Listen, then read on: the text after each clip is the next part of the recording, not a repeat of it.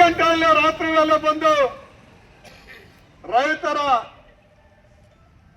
ಜಮೀನುಗಳಿಗೆ ನುಗ್ಗಿ ಅಲ್ಲಿರ್ತಕ್ಕಂಥ ಆಸ್ತಿ ಪಾಸ್ತಿಗಳನ್ನ ನಷ್ಟ ಮಾಡೋದರ ಜೊತೆಗೆ ಇಡೀ ಜೀವಕುಲಕ್ಕೆ ಅನ್ನ ಕೊಡುವಂತ ಅನ್ನವನ್ನ ಇವತ್ತು ಕಿತ್ತು ಮಣ್ಣು ಪಾಲು ಮಾಡಿದ್ದಾರೆ. ಇದರ ವಿರುದ್ಧ ಬೃಹತ್ ಹೋರಾಟಗಳನ್ನ ನಡೆಸಲಾಗಿದೆ ಈಗಾಗಲೇ. ಆದ್ರೆ ಪದೇ ಪದೇ ಈ ಅರಣ್ಯ ಇಲಾಖೆಯವರು ಹೋರಾಟ ಮಾಡಿದ ಸಂದರ್ಭದಲ್ಲಿ ಒಂದು 15 ದಿವಸ, 1 ತಿಂಗಳು, 2 ತಿಂಗಳು ಸುಮ್ಮನಾಗೋದು, ಆ ನಂತರ ಮತ್ತೊಂದು ಪ್ರದೇಶಕ್ಕೆ ಹೋಗಿ ರೈತರ ಮೇಲೆ ದಬ್ಬಾಳಿಕೆ ಮಾಡೋದು, ದೌರ್ಜನ್ಯ ಮಾಡೋ ಕೆಲಸ ನಿರಂತರವಾಗಿ ನಡೀತಾ ಇರುವಂತ ಸಂದರ್ಭದಲ್ಲಿ ಇವತ್ತು ಕೋಲಾರ ಜಿಲ್ಲೆಯ ಎಲ್ಲ ಜನಪರ ಸಂಘಟನೆಗಳು ಒಂದಾಗಿ ಭೂ ಸಂತ್ರಸ್ತರ ಹೋರಾಟ ಸಮಿತಿ ನೇತೃತ್ವದಲ್ಲಿ ಇವತ್ತು ಕರ್ನಾಟಕ ಪ್ರಾಂತ ರೈತ ಸಂಘದ ಸಹಯೋಗದೊಂದಿಗೆ ಈ ಹೋರಾಟವನ್ನು ಹಮ್ಮಿಕೊಂಡಿರ್ತಕ್ಕಂಥದ್ದು. ಈ ಹೋರಾಟದ ಮುಖ್ಯ ಉದ್ದೇಶ ರೈತರ ಮೇಲೆ, ರೈತರ ಕೃಷಿ ಮೇಲೆ ಅರಣ್ಯ ಇಲಾಖೆಯ ಗೂಂಡಾಗಿರಿ ನಿಲ್ಲಬೇಕು. ಆ ರೈತರ ಮೇಲೆ ಏನ್ ಮಾಡ್ತಾರೋ ಅವರನ್ನ ಜೈಲಿಗೆ ಕಳಿಸಬೇಕು ಅಂತಕ್ಕಂಥದ್ದು ಮೊದಲನೇ ಬೇಡಿಕೆ. ಇಲ್ಲ, ನಿಮಗೆ ಆ ಯೋಗ್ಯತೆ ಇಲ್ಲ ಅಂತಂದ್ರೆ ರೈತರನ್ನ ನೀವು ಜೈಲಿಗೆ ಕಳಿಸಿ, ಅಲ್ಲಿ ನಮಗೆ ನೀವು ಊಟ ಹಾಕಿ, ಇಡೀ ನಮ್ಮ ಕುಟುಂಬಗಳ ಜೈಲಲ್ಲಿ ನಾವು ಜೀವನ ಮಾಡ್ತೇವೆ ಅಂತ ಹೇಳಿ ಇವತ್ತು ಎಚ್ಚರಿಕೆಯನ್ನ ಕೊಡ್ಲಿಕ್ಕೆ ಬಂದಿರತಕ್ಕಂತ ಒಂದು ಸಂದರ್ಭ ಇದು.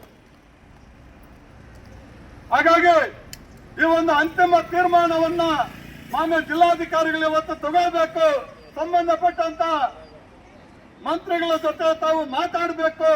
ಇದಕ್ಕೆ ಪರ್ಮನೆಂಟ್ ಆಗಿ ಪರಿಹಾರ ರೂಪಿಸಬೇಕು ಅಂತ ಹೇಳಿ ಮಾನ್ಯ ಜಿಲ್ಲಾಧಿಕಾರಿಗಳಲ್ಲಿ ವಿನಂತಿ ಮಾಡ್ತಾ ಇದ್ದೀವಿ.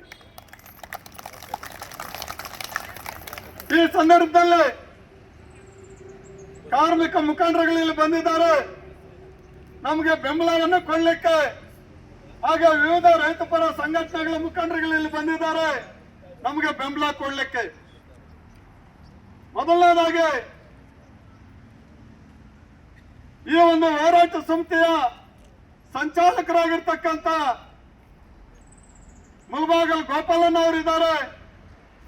ಹಾಗೆ ಮತ್ತೊಬ್ಬ ಸಂಚಾಲಕರಾಗಿರ್ತಕ್ಕಂಥ ಶ್ರೀನಿವಾಸನ್ ಆರ್ ಅವರಿದ್ದಾರೆ. ಹಾಗೆ ಎಲ್ಲ ಪದಾಧಿಕಾರಿಗಳು ಇಲ್ಲಿದ್ದಾರೆ. ಪ್ರಾಸ್ತಾವಿಕವಾಗಿ ಈ ಒಂದು ಹೋರಾಟದ ಉದ್ದೇಶವನ್ನ ಕುರಿತು ನಮ್ಮ ಆರ್ ಶ್ರೀನಿವಾಸನ್ ಅವರು 2 ಮಾತನ್ನ ಮಾತಾಡಬೇಕು. ಅವ್ರ ಮುಖಾಂತರ ಅನ್ನದಾತರೇ ಹಾಗೂ ಮಾಧ್ಯಮ ಮಿತ್ರರೇ ಹಾಗೂ ನಮ್ಮನ್ನೆಲ್ಲ ರಕ್ಷಣೆ ಮಾಡೋಕ್ಕೆ ಬಂದಿರತಕ್ಕಂಥ ರಕ್ಷಕರೇ, ಈ ಕೆಲಸ ನಮ್ಮ ಪೊಲೀಸ್ ಇಲಾಖೆ ನಮ್ಮ ಪಾಣಿ, ನಮ್ಮ ಮುಟೇಶನ್ಗಳನ್ನು ನೋಡಿ ಅವರನ್ನ ಅವತ್ತೇನಾದರೂ ತಡೆದಿದ್ದಿದ್ರೆ ನಮ್ಮ ಜಮೀನುಗಳೆಲ್ಲ ಉಳ್ಕೊಳ್ತಾ ಇತ್ತು. ನಮ್ಮ ದುರಾದೃಷ್ಟ ಯಾವ ಪಾಣಿನೂ ತೋರಿಸ್ಲಿಲ್ಲ, ಅವರು ಯಾವ ಆದೇಶಗಳನ್ನು ತೋರಿಸ್ಲಿಲ್ಲ. ಯಾವುದೋ ಒಂದು ಕಿತ್ತೋಗಿರೋ ಪೇಪರ್ನ ಇದೆ ಸುಪ್ರೀಂ ಕೋರ್ಟ್ ಆದೇಶ, ಇದೆ ಸೆಂಟ್ರಲ್ ಗವರ್ಮೆಂಟ್ ಆದೇಶ ಅಂತೇಳಿ ಇಡೀ ಪೊಲೀಸ್ ಇಲಾಖೆಯನ್ನ ಯಾಮಾರಿಸ್ಬಿಟ್ರು. ಯಾವುದೇ ಪೊಲೀಸ್ ಇಲಾಖೆ ಯಾವುದಕ್ಕೂ ಯಾಮಾರಬಾರ್ದು. ರೈತರು ನಾವು, ಅನ್ನದಾತರು, ಅನಕ್ಷರಸ್ಥರು ನಾವು, ನಮಗೆ ಆ ಪೇಪರ್ನಲ್ಲಿ ಇರ್ತಕ್ಕಂಥ ಅಕ್ಷರಗಳೇ ಕಾಣಲಿಲ್ಲ. ನಮ್ಮನ್ನ ಯಾಮಾರಿಸ್ಬಿಟ್ರು, ನಮ್ಮನ್ನ ಯಾಮಾರಿಸಿದ್ರು. ಸ್ವಾಮಿ, ನೀವು ಯಾಮಾರ್ಬಿಟ್ರಿ, ದಯವಿಟ್ಟು ಕ್ಷಮಿಸಿ. ನಾನು ಯಾಕೆ ಈ ಮಾತನ್ನ ನಾನು ನೋವಿನಿಂದ ಹೇಳ್ತಾ ಇದ್ದೀನಿ ಅಂದ್ರೆ, 1 ವರ್ಷ ಆಯ್ತು ನಮ್ಮ ಜಮೀನುಗಳನ್ನ ನಾವು ಕಳ್ಕೊಂಡು. ಅವ್ರು ಆರಾಮಾಗಿದ್ದಾರೆ. ಗುಣಿ ಹೊಡೆದ್ರು, JCBಗಳನ್ನೆಲ್ಲ ತಳ್ಳಿಬಿಟ್ರು, ಬಿಲ್ಗಳು ಮಾಡ್ಕೊಂಡ್ಬಿಟ್ರು, ದುಡ್ಡು ಮಾಡ್ಕೊಂಡು ಆರಾಮಾಗಿ ನೆಮ್ಮದಿಯಾಗಿದ್ದಾರೆ. ಹೋಗ್ರಿ ಕೋರ್ಟ್ಗೆ ಅಂತ ಹೇಳ್ತಾರೆ. ನೋಡ್ರಿ, ಇವರು ಕೋರ್ಟ್ಗೆ ಹೋಗೋಂತ ಏಜೆಂಟ್ಗಳು, ಹೇಳೋಂತ ಏಜೆಂಟ್ಗಳು, ಕೋರ್ಟ್ಗೆ ಹೋಗ್ರಿ ಅಂತ ಹೇಳೋಂತ ಏಜೆಂಟ್ಗಳು. ಕ್ಷಮಿಸಿ ಸರ್, ನೋವಿನಿಂದ ನಾನು ಹೇಳಿದೆ. ಅನ್ನದಾತ್ರೆ, ಒಂದು ಫಾರೆಸ್ಟ್, ಇದು ಅರಣ್ಯ, ಇದು ಗೋಮಾಳ. ಏನ್ರಿ ನಿಮ್ದು ಕೆಲಸ ಅರಣ್ಯ ಇಲಾಖೆಯವರೇ? ನಿಮ್ಮ ಅರಣ್ಯ ಭೂಮಿಗೆ ಯಾರಾದ್ರೂ ಒಬ್ಬರಾದ್ರೂ ಬಂದಿದಾರ? ಯಾಕೆ ಬಂದಿಲ್ಲ ಅಂದ್ರೆ ನಿನ್ ಜಮೀನ್ ಯಾವ್ದಂತ ನಿನಗೆ ಗೊತ್ತಿಲ್ಲ. ಅರಣ್ಯ ಇಲಾಖೆಯವನಿಗೆ ನನ್ನ ಜಮೀನ್ ಎಷ್ಟಿದೆ ಅನ್ನೋದು ಗೊತ್ತಿಲ್ಲ. ನನಗೆ ನೋಟಿಸ್ ಕೊಡೋದಕ್ಕೆ ಮೊದಲು ನೀನು ಪೂರ್ವಭಾವಿಯಾಗಿ ನೀನು ತಯಾರು ಮಾಡ್ಕೊಂಡಿರೋದೇ ಗೊತ್ತಿಲ್ಲ. ನಿನಗೆ 1963 ಸೆಕ್ಷನ್ 64 ಆಗ್ತೇ ಗೊತ್ತಿಲ್ಲ. ಆಕ್ಟ್ ಏನಾದ್ರೂ ಗೊತ್ತಿದ್ದಿದ್ರೆ ನೀನು ಪೂರ್ವಭಾವಿಯಾಗಿ ನಿನ್ನ ಜಮೀನನ್ನ ಅಳತೆ ಮಾಡ್ಕೋಬೇಕಾಗಿತ್ತು. ನೀನು ಅಳತೆ ಮಾಡ್ಕೊಂಡು ನಿನ್ನ ಜಮೀನೇನಾದ್ರೂ ಕಡಿಮೆ ಬಂದಿದ್ದಿದ್ರೆ ಅವತ್ತು ನೀನು ರೈತರಿಗೆ ನೋಟಿಸ್ ಕೊಡ್ಬೇಕಾಗಿತ್ತು. ನೋಟಿಸ್ ಕೊಟ್ಟಿರೋದೇ ಇಲೀಗಲ್ ಸರ್, ನೋಟಿಸ್ ಕೊಟ್ಟಿರೋದೇ ಇಲೀಗಲ್. ಈ ನೋಟಿಸ್ ಕೊಟ್ಟಿರ್ತಕ್ಕಂಥ ಇಲೀಗಲ್ ಮಾಡಿರ್ತಕ್ಕಂಥ ಆ ಏಡುಕೊಂಡಲು ಮತ್ತು ಸುಮಂತ್ ಇವರಿಬ್ಬರನ್ನು ಜೈಲ್ಗೆ ಹಾಕ್ಬೇಕಾಗಿತ್ತು. ನೀವೇನಾದ್ರೂ ಇವ್ರನ್ನ ನಾವು ಇಷ್ಟು ಜನ ಇರ್ಲಿಲ್ಲ, ಈ ತರ ಸಂಘಟನೆ ಇರ್ಲಿಲ್ಲ. ಅವನ್ ಜಮೀನ ಹೋದ್ರೆ ಹೋಗ್ಲಿ ಬಿಡು, ಇವನ್ ಜಮೀನ ಹೋದ್ರೆ ಹೋಗ್ಲಿ ಬಿಡು, ಒಂದ್ ಪೋತೆ ನಾಕೇಮಿ ನಾದ್ಕೋತೆ ಇನ್ನೊಬ್ಬದ್ದೇ ಹೋದ್ರೆ ಏನು ಅಂತ ಹೇಳಿ ಯಾಮಾರಿದ್ದಕ್ಕೆ ಇವತ್ತು ಎಲ್ಲರ ಜಮೀನುಗಳನ್ನ ಕಳ್ಕೊಂಡ್ರು. ಸರ್, ಸರ್ಕಾರದ ಆದೇಶನೇ ಇದೆ ಸರ್, ಸರ್ಕಾರದ ಆದೇಶ ಇದೆ. 3 ಎಕರೆಗಿಂತ ಕಡಿಮೆ ಇರತಕ್ಕಂತ ಯಾವುದೇ ಅರಣ್ಯ ಭೂಮಿಯನ್ನು ಒಕ್ಕಲಿಪಿಸಬಾರ್ದು ಅಂತ. ಇವ್ರು ಯಾರು ಅರಣ್ಯ ಭೂಮಿಯಲ್ಲಿ ಇಲ್ಲ, ಗೋಮಾಳದಲ್ಲಿರೋದು. ಅಷ್ಟು ಪರಿಜ್ಞಾನ ಇಲ್ಲ IAS ಓದಿರ್ತಕ್ಕಂಥ ಅಧಿಕಾರಿಗಳಿಗೆ. ಏನ್ ಸರ್ ಮಾಡೋದು? IAS ಸರ್, ನಾನು IPS ಹೇಳಿಲ್ಲ ಸರ್, ದಯವಿಟ್ಟು IAS ಓದಿರೋದು. ಫಾರೆಸ್ಟ್, ಇಂಡಿಯನ್ ಫಾರೆಸ್ಟ್ ಓದಿರ್ತಕ್ಕಂಥವರಿಗೆ ಬರೀ ದುಡ್ಡು ಬಿಟ್ರೆ ಯಾವ ಅನುದಾನಗಳು ಬರ್ತದೆ? ಕೇಂದ್ರ ಸರ್ಕಾರದಿಂದ ಯಾವ ಅನುದಾನ? ಅಂತಾರಾಷ್ಟ್ರೀಯ ಅನುದಾನ ಯಾವುದು? ಟೋಕಿಯೋ ಅನುದಾನ ಯಾವುದು? ರಾಜ್ಯ ಸರ್ಕಾರದ ಅನುದಾನಗಳು ಯಾವುದು? ಈ ಅನುದಾನಗಳು ದುಡ್ಡು ಜಾಸ್ತಿ ಬಂದ್ಬಿಟ್ರೆ ಮನುಷ್ಯನಿಗೆ ಕಣ್ಣುಗಳು ತಿರುಗೋಗಿ ಜಮೀನುಗಳು ಯಾವುದು, ಎಲ್ಲಿ ಗಿಡ ನೆಡೋದಕ್ಕೆ ಅವ್ರಿಗೆ ಜಾಗ ಇಲ್ಲ. ಯಾಕೆ ಜಾಗ ಇಲ್ಲ ಅಂದ್ರೆ ಬರೀ ಯೂಕ್ಲಿಟಿಸ್ ಗಿಡಗಳು ನೆಟ್ಟಿರೋದು ನಮ್ಮ ಹತ್ರ. ಆ ಯೂಕ್ಲಿಟಿಸ್ ಗಿಡಗಳು ನೆಟ್ಟಿರೋ ಜಾಗದಲ್ಲಿ ಇರತಕ್ಕಂತ ಎಲ್ಲ ಹಿಡುವಳಿ ಜಮೀನುಗಳು, ಸರ್ಕಾರಿ ಹಿಡುವಳಿ ಜಮೀನುಗಳು ತಹಸೀಲ್ದಾರರು ಕೊಟ್ಟಿದ್ದಾರೆ. ನಿಮ್ಮದು ಸರ್ಕಾರಿ ಹಿಡುವಳಿ ಜಮೀನು, ಅವ್ರ ಮೇಲೆ FIR ಮಾಡಿ ಅವ್ರ ಮೇಲೆ ಕೇಸ್ ಹಾಕಿ ಅಂತ ಹೇಳಿದ್ದಾರೆ. ನಾನು ಅದನ್ನ ಎತ್ಕೊಂಡು ಹೋದ್ರೆ ಕೇಸ್ ಹಾಕೋರು ಇಲ್ಲ, ಏನು ಇಲ್ಲ ಸರ್. DCRG, ನಮ್ಮ ಡೈರೆಕ್ಟರ್ ಜನರಲ್ ಆಫ್ ಪೊಲೀಸ್, ಅವರೊಂದು ಲೆಟರ್ ಬರೆದಿದ್ದಾರೆ ಸರ್ಕಾರಕ್ಕೆ. 11 ಆರೋಪಗಳು ಮೇಲ್ನೋಟಕ್ಕೆ ಸಾಬೀತಾಗಿರುವುದರಿಂದ DFO ಸರೀನಾ ಸಕ್ಕಲಿಗರ್, ನಮ್ಮ ACF ಮಹೇಶ್, ನಮ್ಮ ಆಗಿರ್ತಕ್ಕಂಥ RFO ಪುಷ್ಪಲತಾ, ಫಾರೆಸ್ಟ್ ಮಂಜುನಾಥ್, ಅವನ ನಾಗೇಂದ್ರ ಇವ್ರ ಮೇಲೆ ಕ್ರಮ ಕೈಗೊಳ್ಳಿ ಅಂತ ಬರೆದಿದ್ದಾರೆ ಹೊರತು ಕೇಸು ದಾಖಲಿಸಿಲ್ಲ ಸರ್. ಎಂತ ಅನ್ಯಾಯ ಸರ್, ಏನ್ ಅನ್ಯಾಯ ಸರ್ ಇದು. ನಮಗೆ ಕೇಸ್ ಹಾಕೋ ಬದಲು ತನಿಖೆ ಮಾಡಿ ಅಂತ 6 ತಿಂಗಳಾಗಿದೆ ಫಾರೆಸ್ಟ್ ಡಿಪಾರ್ಟ್ಮೆಂಟ್ ಕಳಿಸಿದ್ದಾರೆ.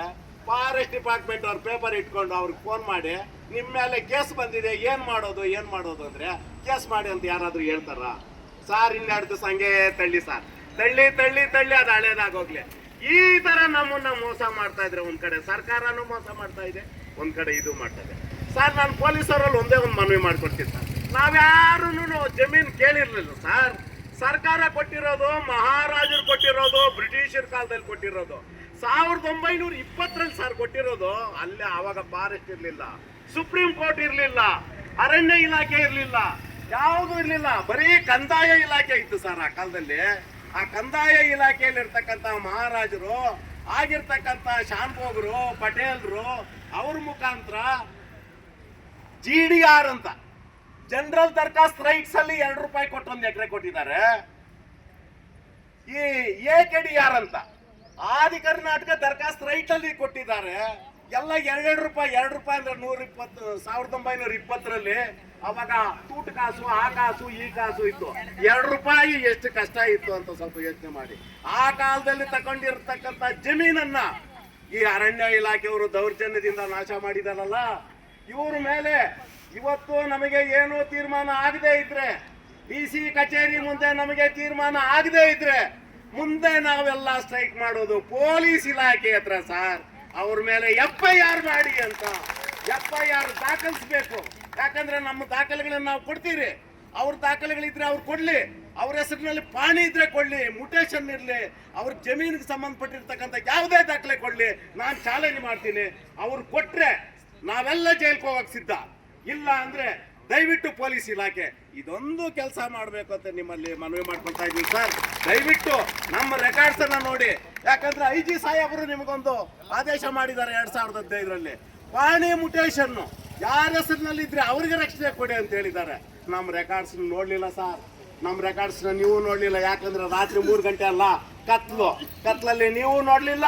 ಅವ್ರು JCB ಎತ್ಕೊಂಬಂದು ಹೊಡೆದಾಕ್ಬಿಟ್ರು ಸರ್. ಆದ್ರಿಂದ ದಯವಿಟ್ಟು ಇಷ್ಟು ನಾನು ರಿಕ್ವೆಸ್ಟ್ ಮಾಡ್ಕೊಳ್ತಾ ಇದ್ದೀನಿ. ನಿಮ್ಮ ಪೊಲೀಸ್ ಇಲಾಖೆಯನ್ನು ರಿಕ್ವೆಸ್ಟ್ ಮಾಡ್ಕೊಳ್ತಿದ್ದೀನಿ. ನಮ್ಮ ಜಿಲ್ಲಾಧಿಕಾರಿಗಳಲ್ಲಿ ಇನ್ನೊಂದು ಮನವಿ ಮಾಡ್ಕೊಳ್ತಾ ಇದ್ದೀನಿ. ಉಸ್ತುವಾರಿ ಮಂತ್ರಿಗಳು ಬಂದ್ರು, ಫಾರೆಸ್ಟ್ ಜಮೀನು 1 ಇಂಚು ಯಾವ್ದು ಬಿಡ್ಬೇಡ್ರಪ್ಪ, ರೈತರ ಜಮೀನು ರೈತರದ್ದು, ಫಾರೆಸ್ಟ್ ಜಮೀನು ಇವ್ರದ್ದು ಜಂಟಿ ಸರ್ವೆ ಮಾಡ್ರಿ ಅಂದ್ರು. ನೋಡಿ ಎಲ್ರು ಜಂಟಿ ಸರ್ವೆ ಅದು ಮುಗ್ದೋಯ್ತು. ಆದ್ರೆ ಅದನ್ನ ಕೊಡೋದಿಕ್ಕೆ ಆಗಲ್ಲ ಅಂದ್ರೆ ಏನ್ ಇದ್ರಲ್ಲಿ ಸೀಕ್ರೆಟ್? ಯಾಕೆ ಮುಚ್ಚಿಟ್ಕೊಂಡಿದ್ರಿ? ಜಂಟಿ ಸರ್ವೆನ ಯಾಕೆ ಮುಚ್ಚಿಟ್ಕೊಂಡಿದ್ರಿ?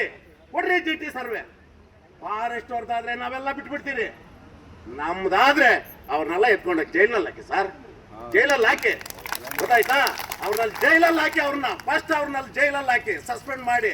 ನಮ್ಮ ಜಮೀನುಗಳು ಎಷ್ಟು ಜನ ರೈತರು ಮಾವಿನ ಗಿಡಗಳು ನೋಡ್ತಿದಾರೋ, ಎಷ್ಟು ಹಾಳು ಮಾಡಿದಾರೋ ಅಷ್ಟು ಅವ್ರ ಕೈನಿಂದ ಬರ್ಸೋ ಹಂಗೆ ಮಾಡಿ ಸರ್ ಅಂತ ಹೇಳ್ತಾ ನಾನು